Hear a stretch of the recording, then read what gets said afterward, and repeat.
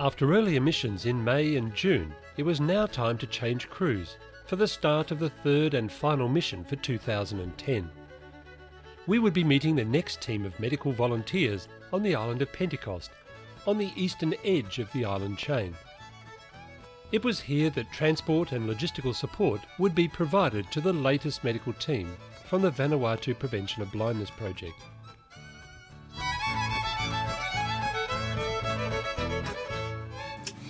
Welcome to everyone. Welcome to Luganville. Welcome to Luganville, yeah. Have you been helping with the water? Yeah. Okay. My name is Junior. Junior! My name is Travis. My name is Basil. I come from Tonga. I live in Saitrava. I'm a Pentecost man. I live in Saitrava. I school on Kamua. And is this your first time on a sailing boat? Yeah. This is my first time. This is my first time. Is it? Yeah. Wow, welcome, I have to come to the boat. welcome aboard. And your names are? My name is Semelika. My Yeah. name is Semelika. My name is Marika. And my name is Junior. Bye. Bye-bye.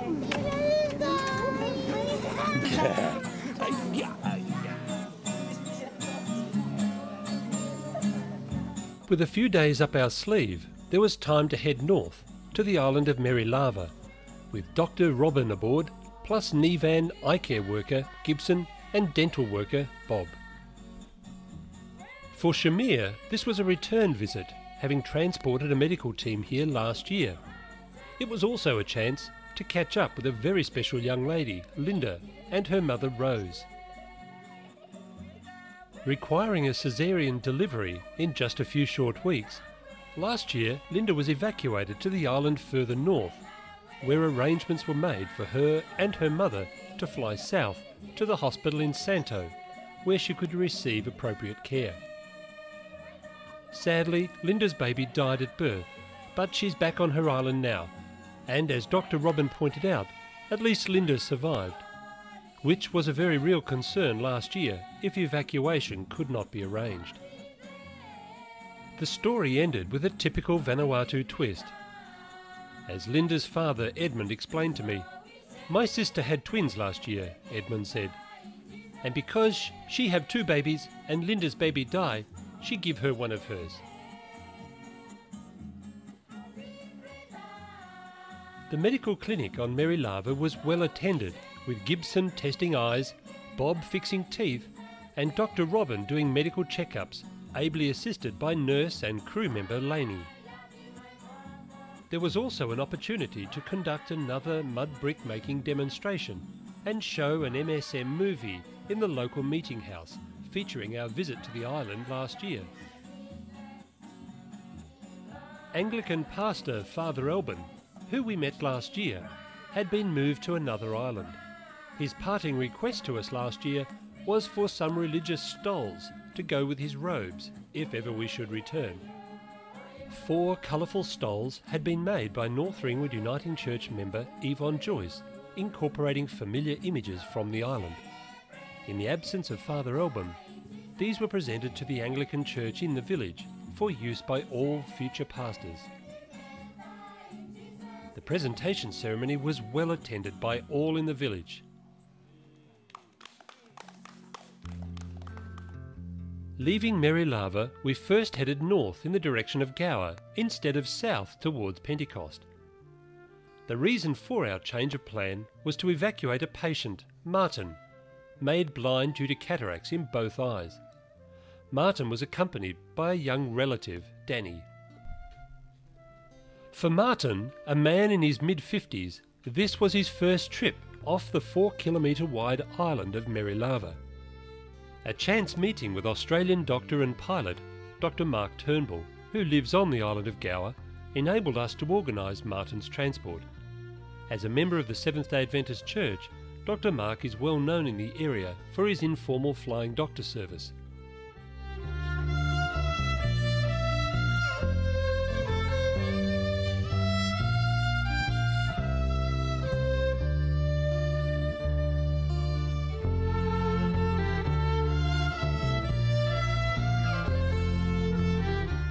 After an overnight stop at MereLava, there was just enough time for a mud brick demonstration before heading off again, south towards Pentecost.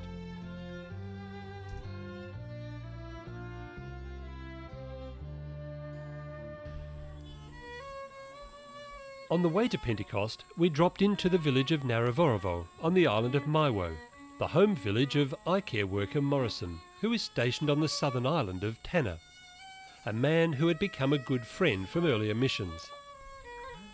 After anchoring near the village, we went ashore to meet Morrison's family, in particular his father, who we'd heard was unwell. Sadly, upon arrival, we were informed that Morrison's father had died 2 weeks earlier.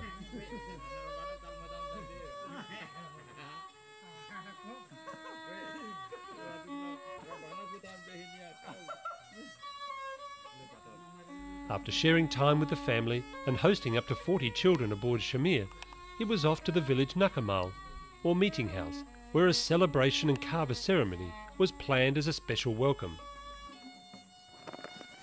Coming well prepared, Matthew entertained everyone on the violin, and accompanied by Gibson on the guitar, there was a sing-along of favourite songs organised, plus some energetic and hilarious dancing.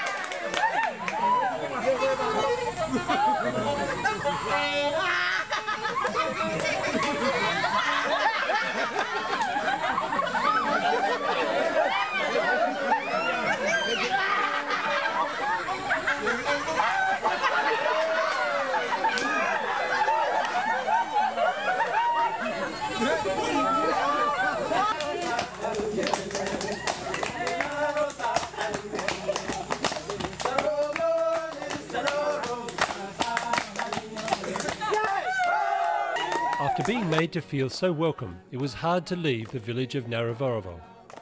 But there was just enough time to attend church and feel the strength of the wonderful singing.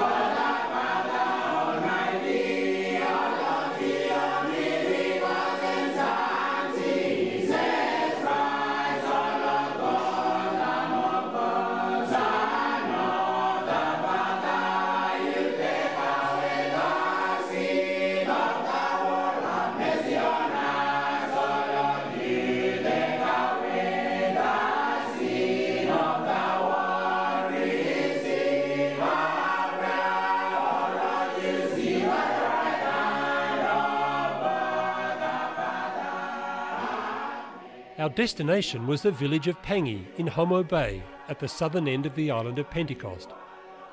Here we met the medical team, and in the evening there was time for some singing and entertainment.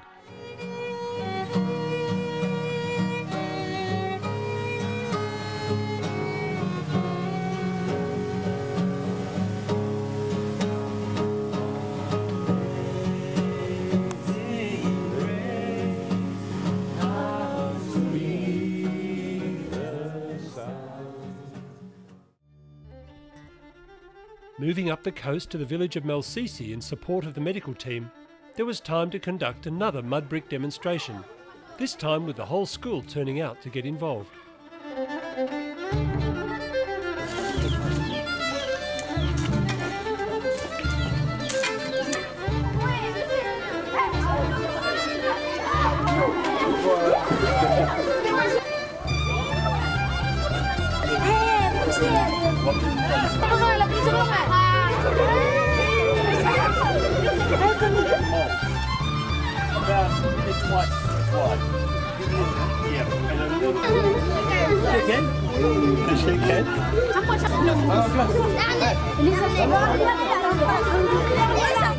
Dr. Graham Duke diagnosed Parkinson's disease in a woman by the name of Maripia, who'd been confined to a mattress on the ground for months.